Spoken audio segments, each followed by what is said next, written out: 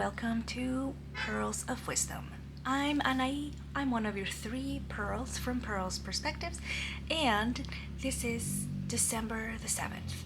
And I'm not really feeling the holiday spirit yet. I'm hoping that it'll kick in soon. But in the meantime, I wanted to show you how I'm crafting my way through the holidays, which happen to be my favorite time of the year. I am starting with a dork, so I'm drinking a homemade coffee. As you can see, I struggled a little bit with my coffee machine this morning, but I made it work, and I'm drinking it out of my cup half full of attitude. It's actually cup half full attitude, but I feel like it's sassier if you add a little extra in there. And I also have with me a homemade chocolate chip cookie. I made these yesterday for a cookie exchange that one of my friends from Knit Night organized, Emma, and I made 24 cookies and came back with 30 different ones. That was a really great party, I have to say. I hadn't been to a cookie exchange in years, and I highly encourage everyone to bake a batch of cookies and then mix and match with their friends, because then you have so many more different types of treats for the holidays, and it's just so nice to wake up to a little cookie.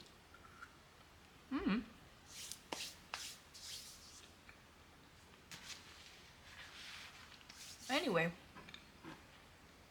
what I'm wearing, my outfit is not knitting related, unfortunately, but it is -13 out there, so I am wearing fleece-lined jeans and a flannel. All the windows in my house are closed, and I am ready to just cozy up like a little ball of wool on the couch back there and play my video game all day. So yeah, it's lined pants weather out here in the Great White North. It's lightly snowing out the window, and it's actually quite nice. The only thing that I do miss is there aren't as many birds this time of year. So anyway, I'm hoping the winter birds will come right. Are there winter birds? If you're a bird, let me know in the comments if you're coming by my house so I can put some more food outside. What I'm reading the Paladin's Grace. I just started that yesterday. I'm only a couple chapters in, by T. Kingfisher, by the way, whose books I've read before. I read the one about the magical baker. So good. And Paladin's Grace was highly recommended by Ali and by my partner Durbo. So I'm giving it a go. If you've read Paladin's Grace, don't tell me anything about it. I like to be surprised. But no, apparently it's a really good story about, redemption and self-worth and finding yourself in a time of distress, let's say. What I'm knitting, you know what? I'm not knitting that much. It's kind of sad, isn't it? I've not got anything exciting to me on my needles, so I'm actually looking to start something new. And that something new was inspired by people on the internet, as usually my cast-ons go. But I was at the yarn store the other day with my friend Anne Sophie, and we had seen the girl that made a really loose gauge triangle shawl to wear as a wedding veil in Lang Paillette, the really like sparkly sequin one. And I found this yarn that is not sequins but is also very sparkly, and it was in the clearance bin for $5. So I think I'm gonna cast on a little like shoulder triangle shawl to wear to New Year's or to Christmas or whatever parties are coming up, or just to the office, I guess, or outside, because I feel like having a little extra glitter in my life, and I think that this will definitely put me in the holiday spirit. I have been crafting for the holidays. I have. And I will show you some of those things right now. The first thing that I want to show you is my nose. I got into needle felting and I actually liked it so much. I really dove like really deep into teaching myself how to needle felt sculptures like little animals and such. I've made a bunch of different things that I've shown on the pod before. But gnomes were such a joyful little project, and I'm actually teaching a class on how to make these gnomes next week here at my local yarn store. So I'm very excited. I'll show you the second one that I made. The first one is over there and I can't find it at the moment. But this was the first one that I made for Christmas specifically. Are you kidding me? I gave it some long ears and a big oblong nose. No booty on this one because I thought it would be more demure if you didn't have a booty. So this is him. And I made this and then my brother saw it and said, "Are you making the Yule lads? Is that going to be spoon liquor?" And I don't know, but maybe this will turn into spoon liquor if I just add a little spoon here, like the size of his entire body. So that's the first one. Then I decided I needed a friend, so I made another one. And this one has like big fluffy mustache and a bit more of a wild beard and a button little nose. His hat's also a little different and didn't put a pom-pom on this one, so I'm hoping to find a jingle bell so that I can put a jingle bell on the tip of his hat. So that's the second one. And then I was just feeling extra sassy and I made a teeny weeny one. And this is him. Look at him. His beard is way bigger than his body. And I actually tried a different technique with this one in which instead of making the nose separately, I made the nose directly on the body by just fluffing up the wool and felting it directly on. So it's a little bit more of a dome shaped nose as opposed to the other two which I made separately and then attached the nose to the body. So here are my gnomes. I think this is super cute. They definitely got me going in terms of wanting to decorate my house, so highly recommend. Let me know if you actually want a tutorial on this because I followed a tutorial from YouTube, so I can link it in the chat if you're interested. I didn't follow it exactly, you know me, I'm not really a follow directions to the T kind of gal, but it was really fun anyway. And these were my first holiday crafts of the year. I think I'm gonna treasure these little guys for years to come because they're just so cute, and I can just pop them anywhere, right? They can go on top of the mantle or on my dresser, or put one in the bathroom for some reason that's unexplainable. So yeah, I think that's the first thing that really got me thinking about the holiday spirit. I should mention too that I am not really a very religious person, so I do celebrate Christmas because my family does. So when I'm with my mom, she likes to do the whole thing with the candles and the church going and the special thing. I'm, however, very attached and I feel a lot of nostalgia for what I've been identifying as the pagan parts of Christmas. The ones that are not specifically related to just celebrating the birth of God.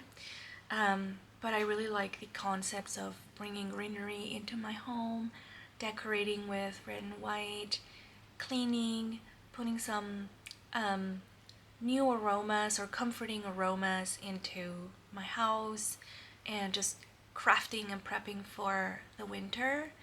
I really, really do like that. I like gifting and getting gifts with my loved ones, and I just don't particularly think that that is attached to a religious experience for me. It used to be when I was younger, but I just don't observe that anymore. So I'm curious to know if other people are also feeling this way, where it used to be a religious thing and now it's just like a secular thing, for lack of a better word, that you observe and that just brings you joy and comfort throughout the month of December, because that's what it's become for me.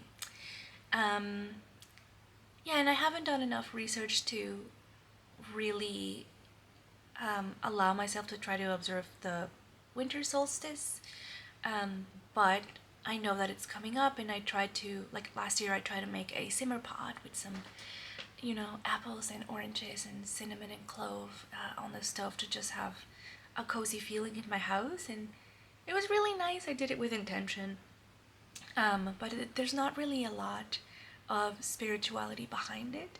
So I don't know. When I talk about the holidays, I think about, elves and Santa Claus and candy canes and such, and to me that's not particularly religious, but I like it. I think it's fun. So for the time being, I'm going to continue doing that.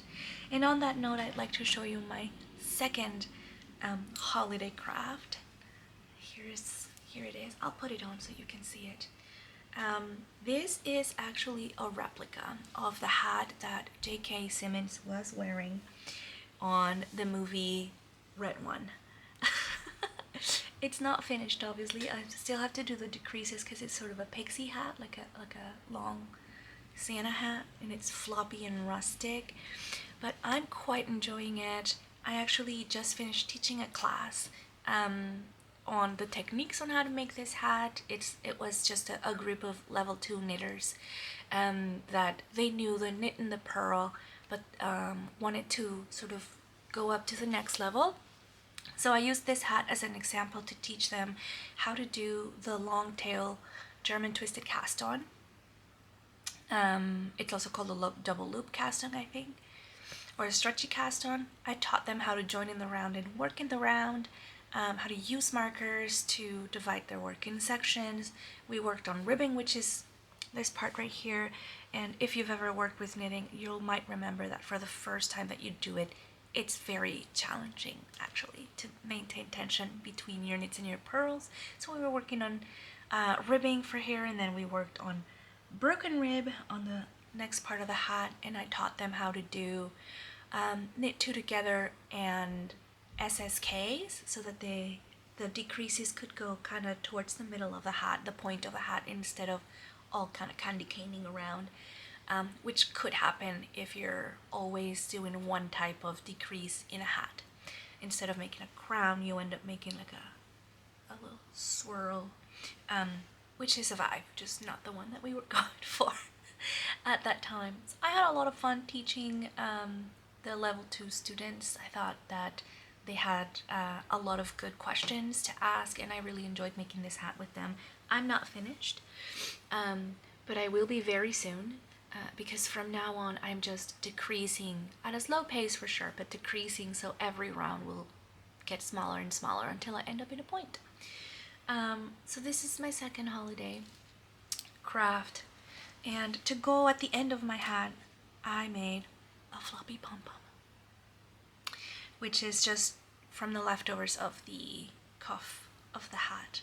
So this is gonna be my rustic Santa hat or holiday hat for this year, and I'm hoping that it'll last multiple years. I'm also making one in acrylic for my brother because he wanted a holiday hat, and I actually started that last year and didn't finish it, so hopefully I will finish it this year. No promises though. I never make a promise to give people knitted things on a specific date, especially if they've just like mentioned it casually. Is not really for an occasion. I don't like to make promises because I rarely finish stuff for myself, so it's very unlikely that I'm gonna finish something for somebody else. But in this case, I have a hat done for my brother, and I might finish it this year. Who knows? You will see a picture if I do.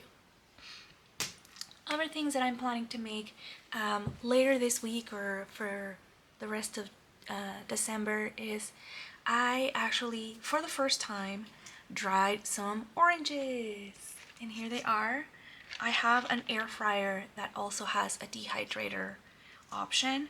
So I sliced a bunch of oranges, some thinner than others, and I've got some oranges dried up. And I want to turn these into a big garland. So I'm gonna string some twine or yarn, we'll see what happens, along the tops of these orange slices, and I'm gonna hang them around as a holiday decoration. I thought they would smell more aromatic, but they actually don't smell like anything, which is good, I think. I don't know how long these are going to last now that they are desiccated, but if they start going moldy or ugly, I'll just chuck them in the compost and that'll be that.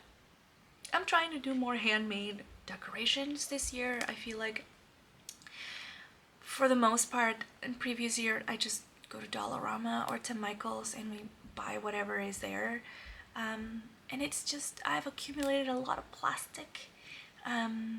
It's not my preference to have so much single use or minimal use plastic if I don't really have to. So I'm making wool gnomes, orange decorations, handmade hats, and I'm gonna make some paper cards to be our, I guess, holiday greeting cards for our loved ones who are not near us. I've taken up watercolor, so I think I might make some simple watercolor holiday related shapes like holly and ornaments and trees and such, and maybe a snowman, I don't know, on some cardstock, on some watercolor paper, and then we'll use those as holiday cards. Is it fancy? No, it's not, but it's heartfelt and it's also compostable at the end. Even if they just throw it in the trash, it's better than like the waxy plasticky cards with a lot of glitter on them. I love glitter, but I'm trying to minimize my impact this year. What are you trying to do for the holidays? Hopefully you enjoy this time of year and you're allowing yourself some time to craft and do art and things that you enjoy and rest and have your coffee or your chocolate. So I'd like to know how you're spending your holidays this month. This is the first vlog of a series of vlogs that we're going to be releasing throughout the month of December. Not really vlogmas because we have jobs and lives and pets, and so it's not really feasible for us to be vlogging every day, especially because we're not very good at editing yet. Sorry. But yeah, we're hoping to bring you a little bit of additional company this holiday season with some individual vlogs and then a chatty episode at the end of December. So if you enjoy that, please give us a like. Don't forget to do the thing with the bell, like once you've subscribed and then you hit the bell and then it gives you the notifications, that entire thing that YouTubers say you're supposed to do. Yeah, and I'm gonna finish my coffee, get going with my knitting on my new glittery shawl, and I will hopefully see you guys again in the new year. So enjoy, take care, have some fun, and have some art in your hands, and I'll hope to see you very soon.